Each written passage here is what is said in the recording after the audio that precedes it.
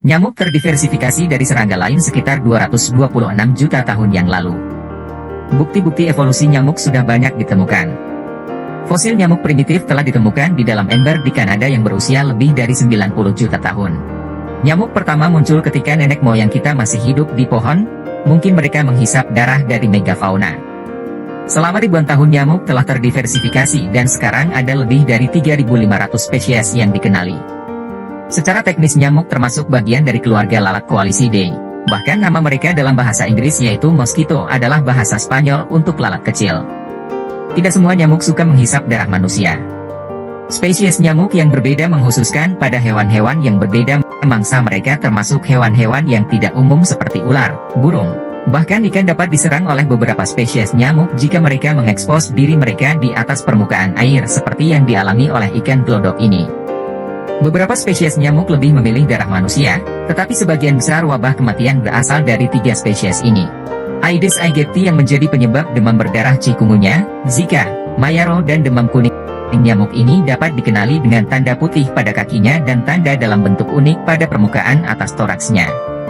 Anopheles gambae membawa penyakit malaria. Malaria tidak disebabkan oleh virus atau bakteri. Malaria disebabkan oleh parasit yang dikenal sebagai Plasmodium yang dibawa oleh nyamuk ini.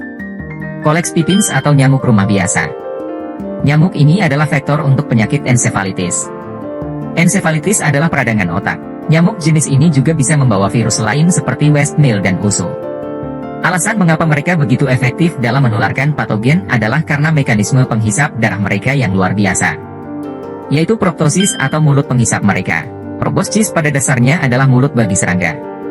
Bentuk umum dari proboscis menyerupai belalai dan digunakan untuk menghisap. Nyamuk dapat hidup dengan mengkonsumsi nektar atau madu, tetapi nyamuk betina perlu minum darah untuk mendapatkan protein dan zat besi yang mereka butuhkan untuk bertelur. Bagi nyamuk menghisap darah adalah pekerjaan yang berbahaya karena mangsa mereka biasanya ribuan kali lebih besar dan dapat dengan mudah membunuh mereka. Tapi itu adalah pekerjaan yang sudah mereka lakukan selama jutaan tahun dan skill ini sudah mengalami penyempurnaan berjuta kali. Untuk menemukan mangsa, mereka menggunakan sensor panas melalui mata mereka. Mereka juga memiliki reseptor. Mereka mencari benda bergerak yang hangat yang menghasilkan karbon dioksida. Nyamuk dapat mendeteksi karbon dioksida yang dihembuskan dari jarak lebih dari 100 kaki. Mereka juga menunjukkan preferensi untuk golongan darah tertentu, wanita hamil dan populasi bakteri kulit tertentu. Mereka dapat mengikuti jejak-jejak karbon dioksida yang berada di udara sampai ke sumbernya, lalu menemukan tempat mendarat yang bagus dengan permukaan kulit yang terbuka. Lalu beberapa detik setelah mereka mendarat, saatnya proboscis melakukan keajaibannya. Meskipun mungkin terlihat seperti jarum tunggal sederhana, proboscis pada nyamuk sebenarnya adalah mekanisme yang sangat canggih. Di balik jarum tunggal dengan organ kemoreseptor tersebut ada 6 jarum terpisah yang dilindungi oleh mantel. Kemoreseptor adalah sel sensorik atau organ yang responsif terhadap rangsangan kimia. Kemoreseptor pada nyamuk ada di labium. Labium adalah bagian dari proboscis yang menutupi bagian mulut lainnya di dalam selubung. Labium tidak digunakan untuk menusuk kulit atau menghisap darah dan bahkan tidak masuk ke kulit.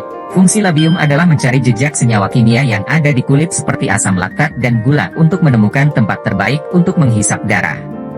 Idealnya mereka ingin berada sedekat mungkin dengan pembuluh darah.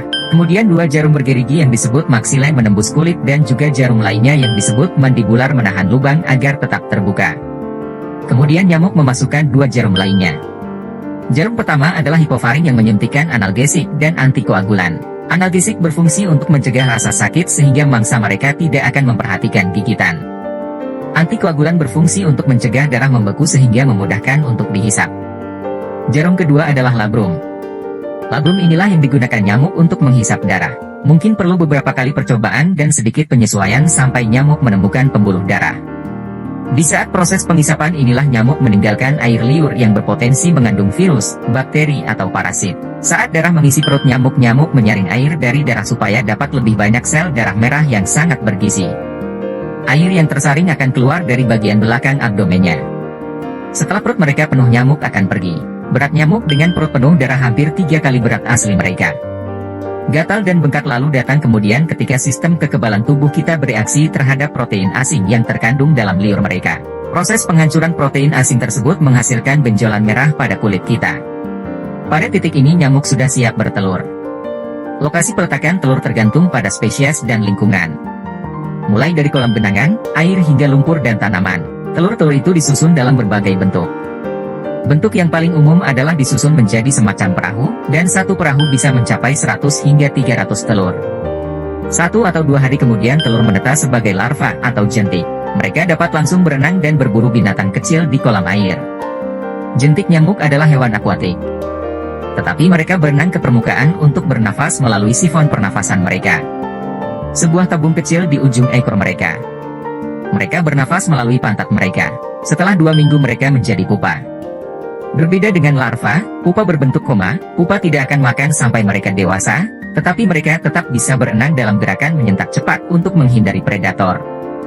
Mereka tetap harus ke permukaan untuk bernafas. Setelah 24-48 jam lupa akan terbelah dan nyamuk dewasa akan muncul dari eksoskeleton. Ketika nyamuk dewasa muncul dari air, ia akan bertengger sebentar di eksoskeletonnya lalu mencari nektar sebagai makanan awal. Masa hidup nyamuk sangatlah singkat. Mereka hanya hidup antara 2 atau 4 minggu. Maka dari itu setelah dewasa mereka segera tancap gas untuk reproduksi. Kebanyakan nyamuk hanya 1 kali menghisap darah dalam hidup mereka. Nyamuk-nyamuk yang menghisap darah dari beberapa mangsa adalah nyamuk-nyamuk yang menyebarkan penyakit. Jika nyamuk menggigit mangsa yang terinfeksi, ia dapat menjadi host dari virus atau bakteri dan jika ia menghisap darah dari mangsa lain, ia dapat menularkan patogen itu.